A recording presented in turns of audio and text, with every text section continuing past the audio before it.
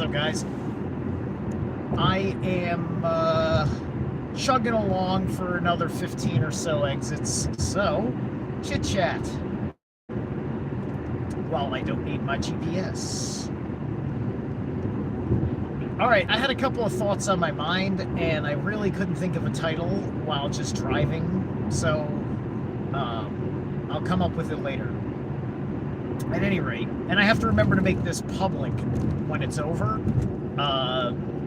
because I don't know how to set the setting to auto public. But anywho,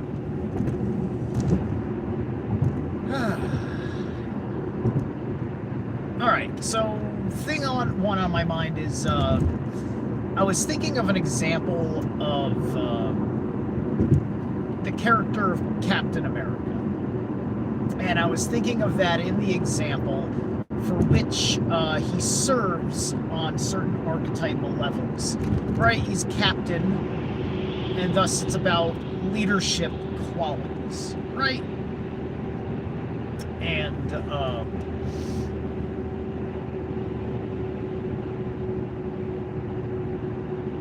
his character, one of my favorite things initially when seeing Captain America, after the first Avengers film, which was also great, but one of the things that really kind of pulled it together, made me love it, right, is because you see him in roles that are not something you can't do, right?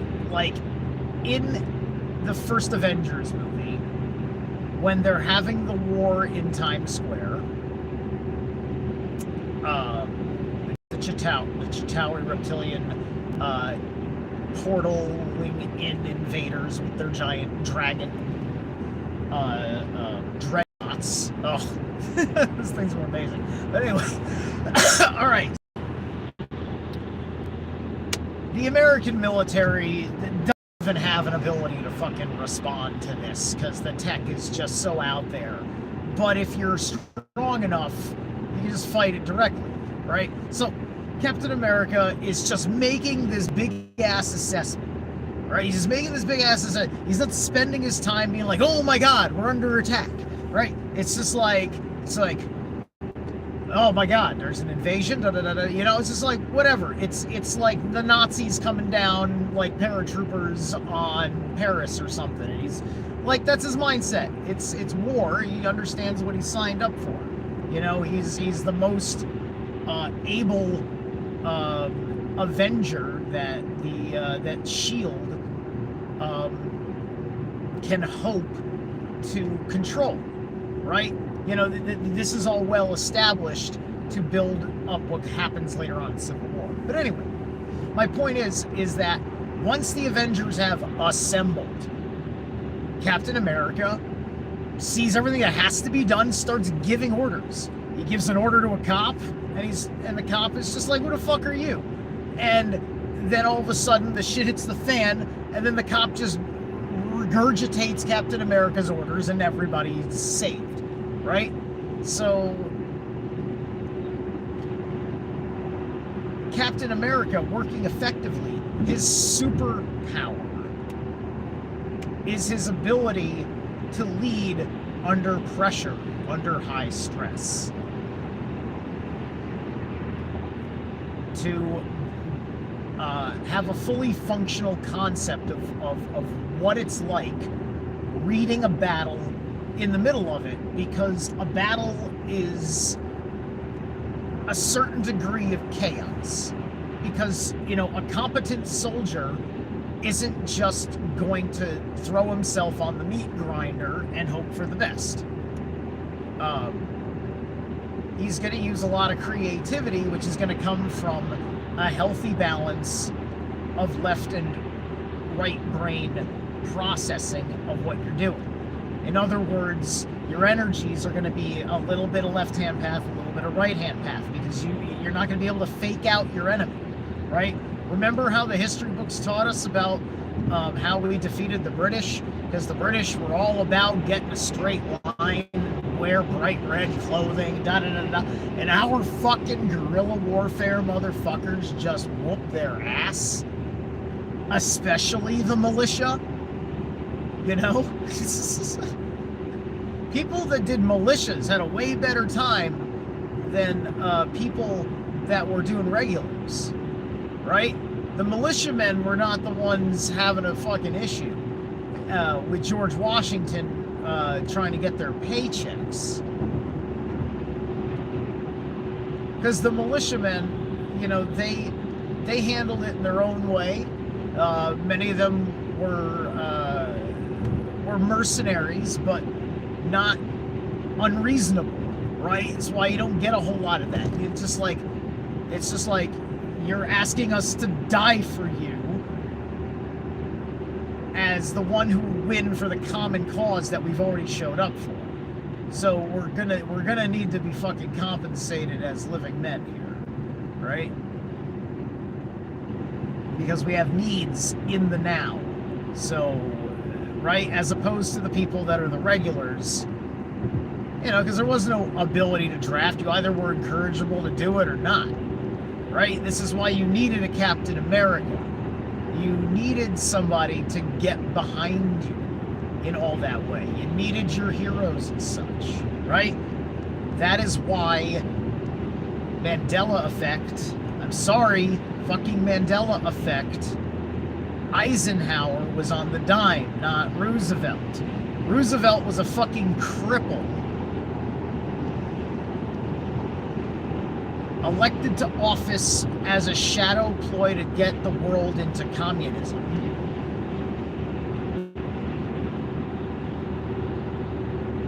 But Eisenhower, whether he was fucking front lines or not, he actually was there where the threat was.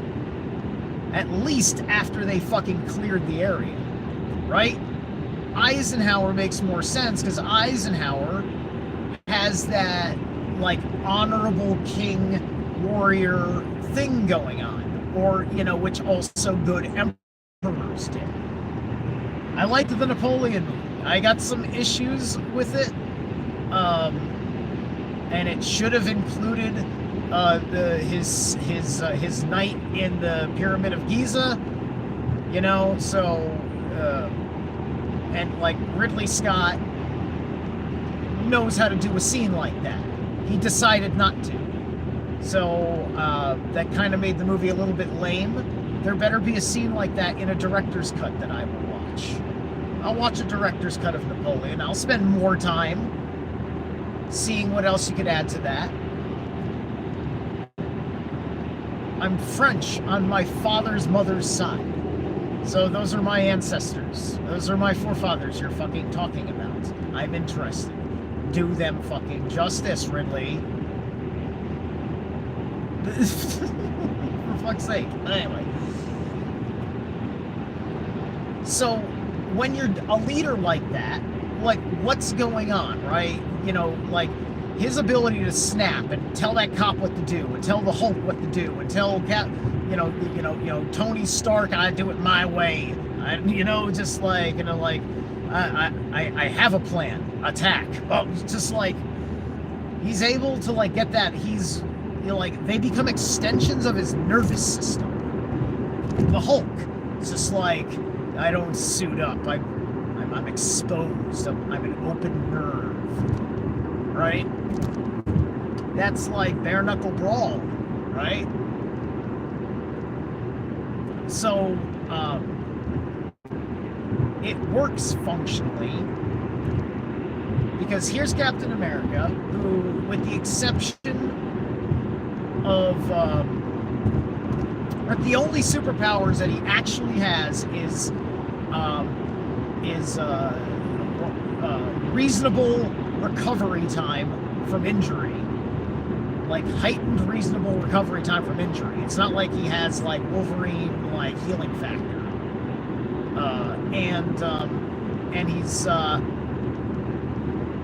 he's strong enough to do, you know, some pretty cool shit, right? But nothing so spectacularly over the top. But the motherfucker can parkour like it's nobody's fucking business. Parkour, right? So, you know, he's operating under like tactical speed. You know, hard strike, but in and out fast, right? Avoiding harm to remain at maximum efficiency, right? Very different than a Viking approach, right? As opposed to how Thor fights, right?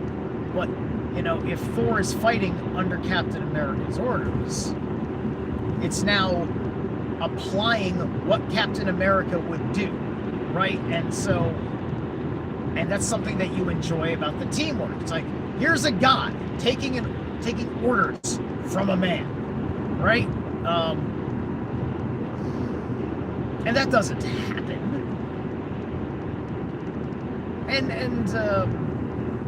And that's because, of course, it's not what's actually going on, because there's so much built up to that, right? Because it's just like, at the end of the day, it's just like, you're worthy of being a god's friend. He will take your orders because, you know, he's already vetted you, right? It's just like, it's not even that he's taking your orders. He's giving you the opportunity to use your free will to do the divine accord thing, because he's going to go and do it anyway, right? Because also, Captain America, in giving his orders, all of his orders were properly catered to people's abilities and needs of the situation on the battlefield. Who's taking care of Stark Tower? Who's protecting citizens? Who's taking on the giant flying dreadnoughts, etc., etc., right? Because the plan is the only way that works. And that's why they chose to have that kind of a threat for the movie, to put all that together for you. So this super exceptional level of leadership and the character of the man exercising that, and how that informs and makes a certain style, a certain expectation of how a solution is going to be presented through this character. That is showing you an aspect of how you, how you put effort in to keeping a situation together. Everybody starts arguing in the room. What do you start barking at people that somehow has the opposite effect of agitation and actually calms things down? Right? That's your inner Captain America coming out, saying, okay, I'm going to take leadership in this situation before everybody gets hurt. If you can read it right? Your reptilian nervous system has to have a proper relationship with that happening.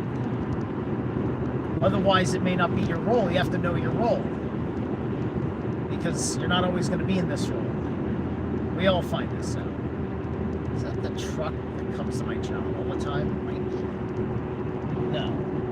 It's got the American color layout, but it doesn't have the... Well, how's that American? I don't remember. It's such a hodgepodge of red, white, and blue either way. Anyway, I'm at my exit now, and that's kind of the main thing I wanted to say. All right, I'll catch you guys later. Thanks for tuning in.